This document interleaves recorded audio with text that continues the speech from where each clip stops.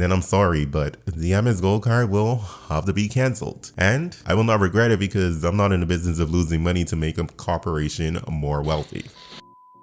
After holding the Amex Gold card for a year now, I think I've coined a term that suits this card perfectly, and that's inconveniently good. So stick around because I'm going to get into exactly why I'm calling the Amex Gold card inconvenient but good at the same time. It has been 13 months since I've opened this charge card, and in today's video I want to go over my experience with the Amex Gold card over the past year and if I think it's worth keeping in my wallet long term. After all, with the posting of the annual fee, that would mean that I spent a total of $500 to have this charge card in my wallet, and I think that we all can agree that there are better ways out there to spend $500. One of the biggest misconceptions out there is that everyone can get an effective annual fee of $10 if they were to simply take advantage of the available credits that come with the Amex Gold card. Those credits are the Uber Cash and dining credits. And at some point while holding this card, Amex added the hotel experience credit. I didn't even realize that the hotel credit was added, so it's obvious that I haven't taken advantage of it or even tried to take advantage of it, so I won't comment on that specific credit. For the Uber Cash, I've only gotten use out of it for Uber Eats since I own a car and don't travel too often.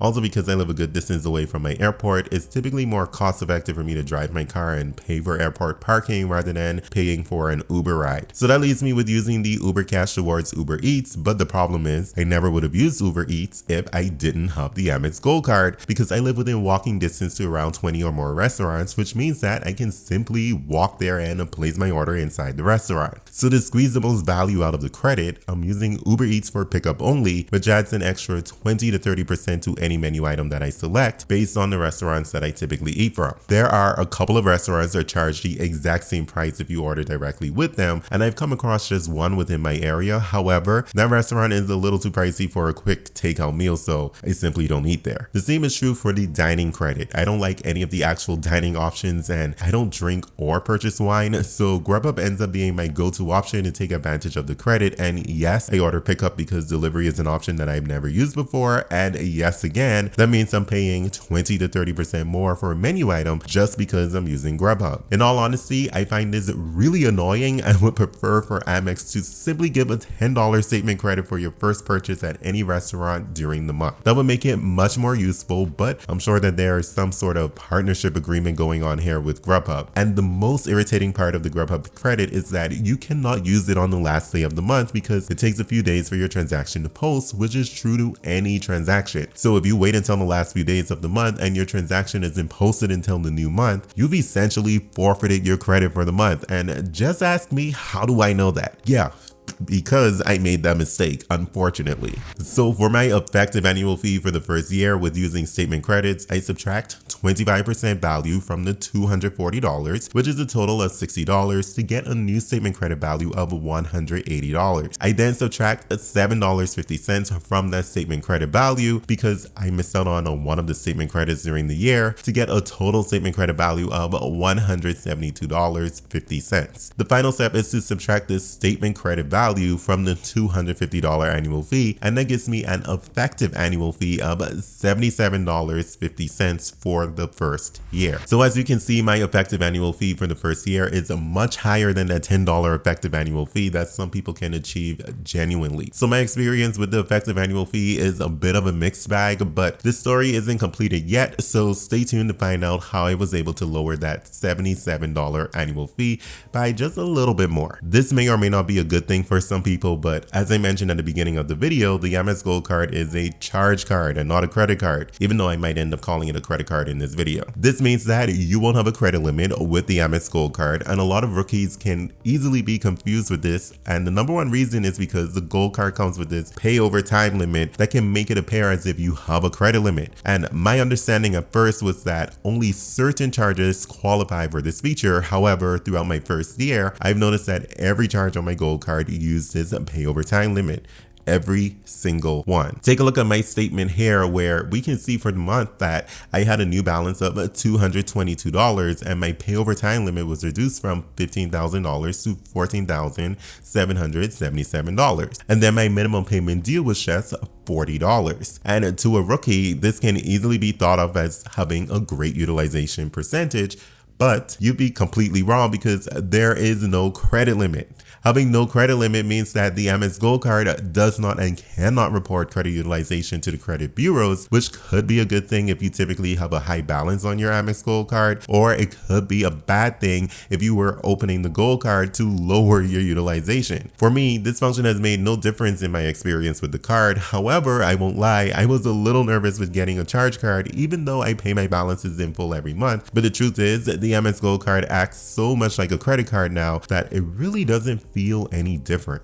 I found it to be very important to take advantage of Amex offers because it is another way to recoup that annual fee, and there are plenty offers available. Even though there are plenty of them available so far, only a total of 3 of the offers actually fit into my regular spending, and even then, I've only taken advantage of 2 of the 3 because I wasn't able to use one of the discounts offered due to the offer expiring before I was able to make it to the retail store. The credits that I've been able to use were the $10 credit for using the Amex Gold card with a digital wallet, and I've taken advantage of the Disney bundle membership credit as well. I think I missed out on 1 or 2 months of that credit that could have counted toward offsetting the annual fee for the first year. However, this credit will continue to be active until November if I'm not mistaken. So for the full year, I burned $19.99 back in statement credits, which brought my effective annual fee down to about $57.51. Some things I don't like about the Amex offers are: 1, they have expiration dates that may be a little inconvenient depending on when you discover that one of the offers may be useful to you, and 2, a lot of the offers require a sizable amount of spend. Just in the screenshot alone, you can see that there are 3 offers that require over $100 in spend in order to qualify for the credit. How about this next screenshot? 4 of the offers require spending over $100. So yes, there are a lot of offers, but a lot of them may not be useful or require too much minimum spend. And finally, I've had to keep an eye out on the offers that are available, which is another task and requires even more effort just so that I can justify this card and hopefully get the effective annual fee down to 0, which clearly hasn't happened this year. However, combined with the monthly statement credits, I can say that I've received a good amount of value to offset an annual fee by a sizable margin. So moving along from the Amex offers and statement credits, another thing that helps to offset the annual fee tremendously is the welcome offer, and I'm happy to report that I was able to get one of the highest offers available for the Gold card last year. I applied and was approved with a welcome offer of 90,000 membership reward points, which was really good even though it wasn't the best offer since I missed out on I believe it was $250 in statement credits on dining purchases, but don't quote me on that because I don't remember the exact dollar amount. Anyway, I was fortunate enough to receive the elevated membership reward point offer, which is a big deal due to that annual fee, and meeting the minimum spend requirement was pretty easy since I was about to travel to the Bahamas, and with my airline ticket and with all of the meals purchased at the hotel being charged to my Amex Gold card, I was able to put well over $1,000 in spend on my Gold card. I also received my card within 2 business days if I'm remembering correctly, and I was able to use virtual card numbers prior to the arrival of my physical card,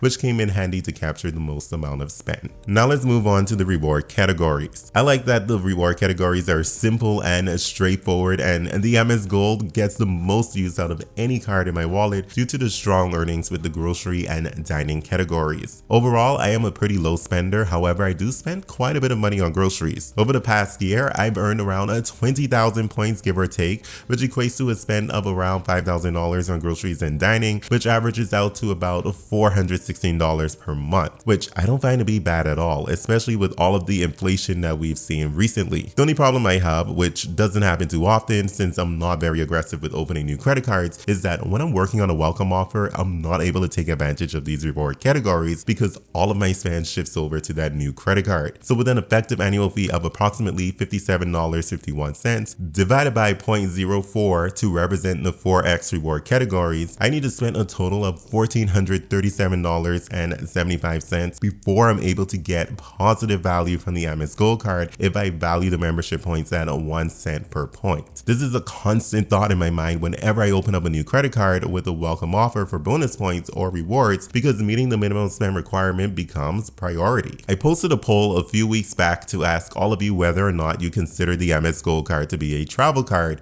and the reason for that poll is because I started to feel like the Gold card isn't a very good travel card option. Yes, it earns points instead of cash back, and yes, those points can be moved over to transfer partners. However, simply being able to move points over to transfer partners doesn't mean that the credit card is a travel card. For example, I can move my points points from my Freedom Unlimited and my Freedom Flex over to transfer partners through pairing those cards with the Sapphire Preferred, but the fact remains that those are not travel cards. And I admit that argument may be a little bit weak or a lot of bit weak, but the gold card is in this little weird quasi space of being somewhat of a travel card, but not a cashback card. The biggest drawback with the gold card is the difficulty to use it outside of the continental USA. Even within the US, you can come across certain situations where you may not be able to use the card to make purchases, but this is much more pronounced once you travel abroad. And although it comes with no foreign transaction fee, if the Amex Gold card is going to be your dedicated travel card, then you can find yourself out of luck. And for a card that costs so much per year to hold, I find that to be a huge negative. Another major complaint I have is the exclusion of trip cancellation insurance. Finally, the gold card doesn't help a general travel category to get bonus points for tolls, parking, taxis, transit, etc. And I realized that I had to keep reminding myself of this early on because I didn't have to think about this with the Sapphire Preferred, and that trend of thought with the Sapphire Preferred always translated over to my gold card, which was wrong of me to do so. So I've come to accept that the Amex Gold card is more of a lifestyle card than it is a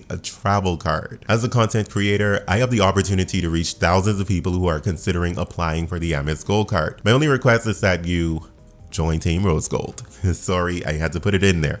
Anywhoosies, I'm able to get some referrals, and that's thanks to all of you who watch and comment and like my videos. Honestly, I am so thankful that you all give me some of your time and make this a possibility. So during my first year, I was able to max out on the referrals and gain an additional 55,000 membership reward points. This alone takes care of the annual fee for a couple of years, so if you want to help me out for this year with this year's annual fee, then please feel free to use my referral link down below. But before you do so, understand that my referral link doesn't always have the best offer that's available. In fact, more often than not, my referral link will have a lower offer than you can obtain by going on the Amex website itself until you receive a higher targeted offer, or by visiting Resy.com, which typically has an offer that's better than the one on my referral link. I share this to state that referral bonuses with this card is a great opportunity. However, unless I truly have an elevated bonus available in my link, chances are I'm not going to get any referrals, and I won't push it either because I want you all to get the best offer available. There's no point in pushing something to you all that won't get you the most value. After all, that's why we are in the points and miles game,